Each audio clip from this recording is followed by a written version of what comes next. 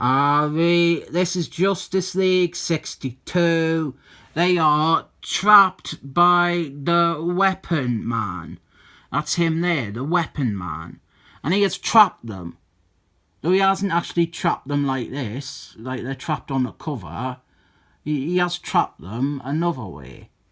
This is written and drawn by Stan Jurgensen, with inks by Butcher Jackson. Weapon Man, well, he has trapped the Justice League. But unlike on the cover, when they're trapped like this, he's actually trapped them in a chess game. And he is forcing Blue Beetles to play against them. It's a bit like Jeff Goldblum from For the Dark World. And so far, Blue Beetles, he's already muffed up. Gwen Stefani, she has been sent to her death in Lethal Lava Land. Also, Weapon Man, he has nicked Green Lantern's ring. That was like his motive. He was hired to acquire it for the aliens from Evasion. Blue Beetles, he sends Superman to the same square as Gwen Stefani, as a gambit, because Superman might be able to save her from all the volcanoes and all the fire and that. This issue is great for showing Blue Beetles as a genius and like a master strategist. And it's fantastic to see this side of the character, as more often than not, he's just defined by the wisecracking humour stuff. Then we have got Bloodwind. He has gone to alert the Justice League's former benefactor, Max Supplier, to their disappearance. Danny DeVito, he's there as well, really funny guy. Hold on a minute.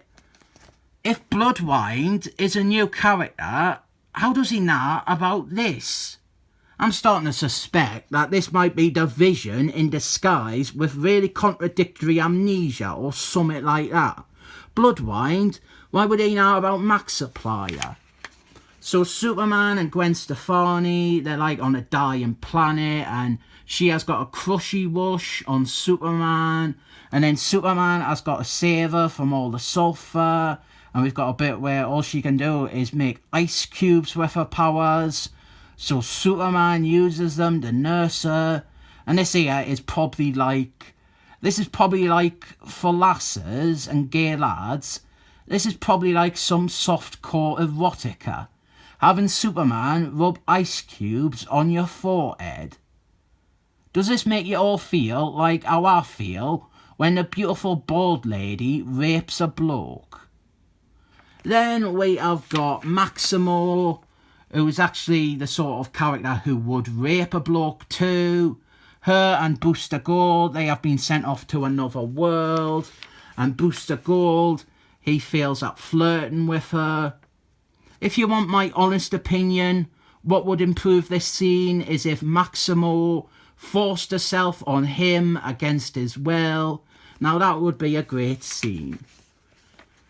I'm not really sure if I like this art pairing. Stan Jurgensen, I don't think Butcher Jackson's inks really bring out the best in his art.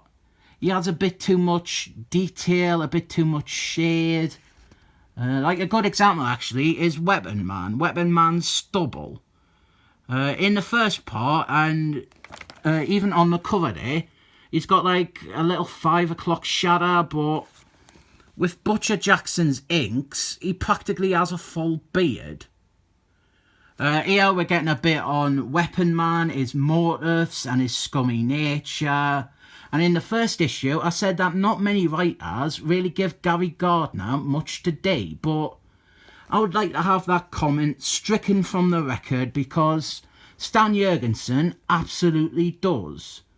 I remember there was an issue later on where we get a lot of character exploration with him, but even here we have a bit where he is smart enough to reclaim his ring within a single second of freedom.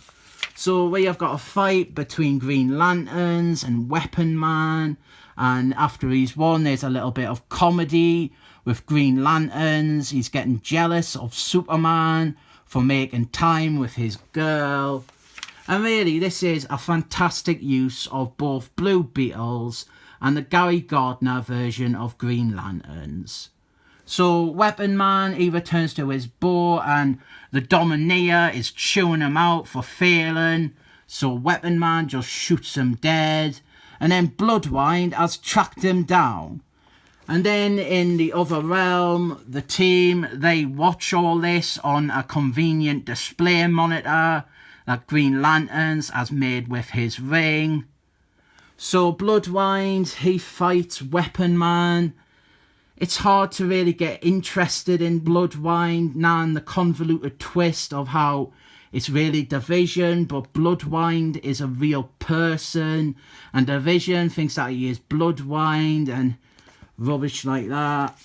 So Bloodwind, he wins, and he frees the team, and then he joins the Justice League. This would have been a nice introduction to a new character, if he was actually the character. Superman, he also has a hissy fit because Max Supplier, he's trying to exert control over the team again. Then we have got a little bit with Gary Gardner. He gets to give Gwen Stefani some flowers. He's made them with his Green Lantern's ring. But then he sees she has a picture of Superman by her bedside. And a visual gag there with the flowers dying when he sees it. Then we have got a scene with Blue Beetles and Booster Gold. And again, Stan Jurgensen, he really highlights Blue Beetles' intellect. Blue Beetles, he's the only one on the team to suspect that there is more to Bloodwind than meets the eye. He points out all those things that make no sense. That Bloodwind would know all these little details about the Justice League. And we end with Nikki Maximo getting out of the bath, which is brilliant. And then some setup for the next plotline concerning her home planet being conquered by a baddie. But pay attention to this bit, this is the good bit. This is fundamentally a really strong start to Stan Jurgensen's run. The story and the writing are top notch, and he is making a big effort to properly hone in and emphasise some of the strengths of the Justice League International characters that were maybe overlooked before in favour of the comedy. I am still a bit underwhelmed by the overall direction.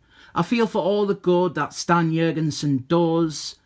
I would have liked to see him bring more to the table than continuing Justice League International, but with a slightly more serious tone. I say this with the foresight that this run will not be very long and it will end after he introduces some ideas and characters and he never gets to really explore them before it's over.